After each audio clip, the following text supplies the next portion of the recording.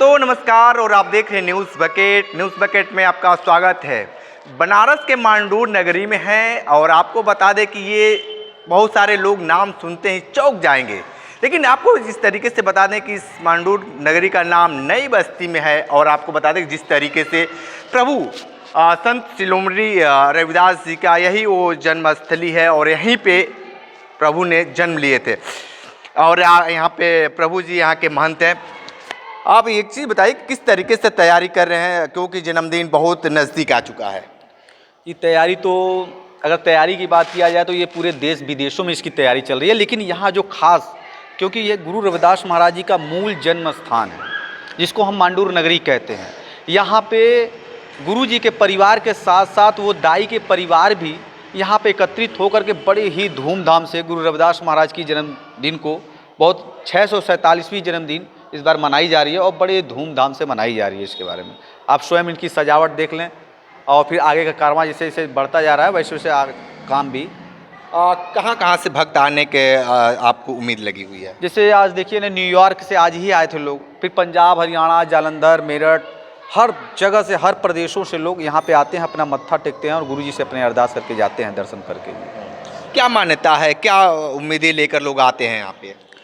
मान्यता तो ये है और सभी मानते हैं कि गुरु रविदास महाराज जी का जो मूल जन्म स्थान मंडूर नगरी है, जैसे गुरु जी ने अपने शब्दों में ही बोले कि काशी डिंग मांडूर स्थाना शूद्र वरण करत गुजराना, मांडूर नगर में लीन अवतारा रविदास शुभ नाम हमारा। कहने का अर्थ ये है कि काशी में एक ऐसा स्थान जहाँ पे शूद्रों की बहुत बड़ी आबादी निवास करती है, जिसको हम मंडूर नगरी कहते हैं, जहाँ पे हमारा जन्म हुआ और मेरा नाम रविदास पड़ा, ये वो मंडूर नगरी है। और बीच में जो स्वयं गुरु रविदास महाराज की माँ माता कर्मा देवी जी, जिनको ग्रंथों में माता कलसा देवी जी कहा जाता है, पिता रघु महाराज जी, जिनको ग्रंथों में पिता संतोख दास महाराज जी कहा जाता है, और बीच में स्वयं गुरु रविदास महाराज की प्रतिमूर्ति आपके पास है। तो देखिए किस तरीके से यहाँ नगरी सज चुकी है और दूर दूर से भक्त लोग आने वाले हैं। आप क्या मानते हैं, गुरु जी के बारे में क्या कहेंगे? गुरु जी मेरे परम और संतों में संत रविदास जी थे और इनकी महानता की वजह से पूरे विश्व जानता है। और गुरु जी की कुटिया यही है जहाँ पैदा हुए थे, उसी कुटिया में इनकी मूर्ति है और कहीं नहीं है। कुटिया ही है जो गुरु जी का मंदिर है। तो आपको बता दें कि रविदास जी की जयंती को लेकर किस तरीके से दुल्हन के जैसे यहाँ नगरी सज चुकी है और दूर दूर से भक्त आते हैं। और आपको सीधे तौर पे बहुत सारे लोग हैं, हमसे बात करेंगे।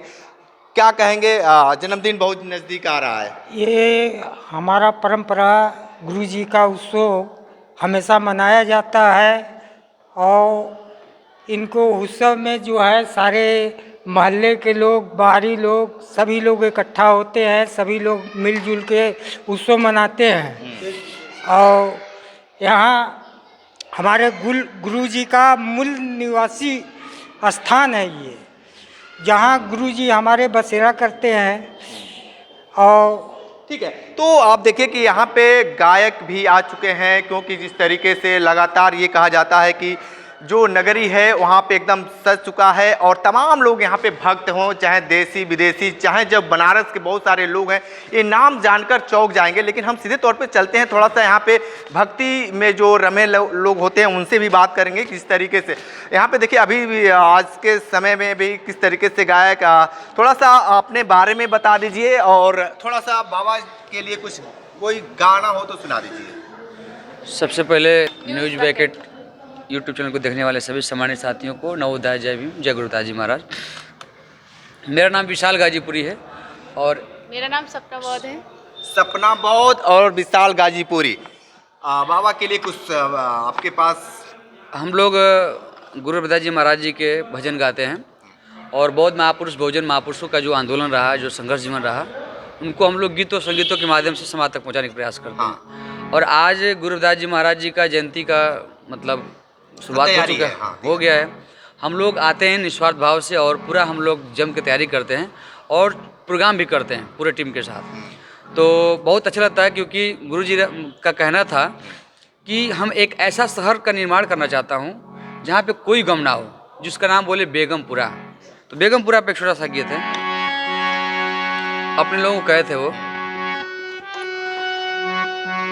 और बेगमपुर चल साधो बोले रविदासा, बोले रविदासा।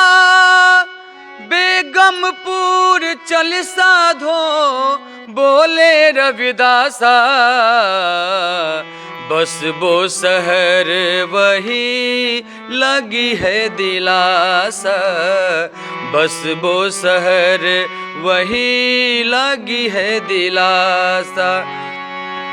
बेगमपुर चल साधो, बेगमपुर चल साधो, बेगमपुर चल साधो बोले रविदासा, बस वो शहर वही लगी है दिलासा। ठीक है, तो आप देखिए किस तरीके से भक्ति में लीन हो चुके हैं। और आपको बता दें कि अभी से हर लोग आना शुरू कर दिए हैं, दूर दूर से भक्त आने।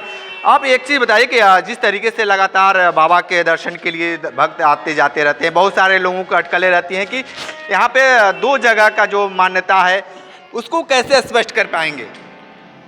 2 जगह की जो मान्यताएं हैं उसको स्पष्ट करने के लिए जैसे जो संगत आती है उसको बताया जाता है कि जब गुरु रविदास महाराज जी की शादी माता लोना जी के साथ होती है, तो जैसे पहले जो शादियां हुआ करती थी वो बाल्यावस्था में करा दिया जाया करती थी, तो हमारे यहाँ एक प्रथा चलता था जिस प्रथा का नाम था गौना, जिसको पंजाब और हरियाणा में उसको मकलावा का रूप बोला जाता है।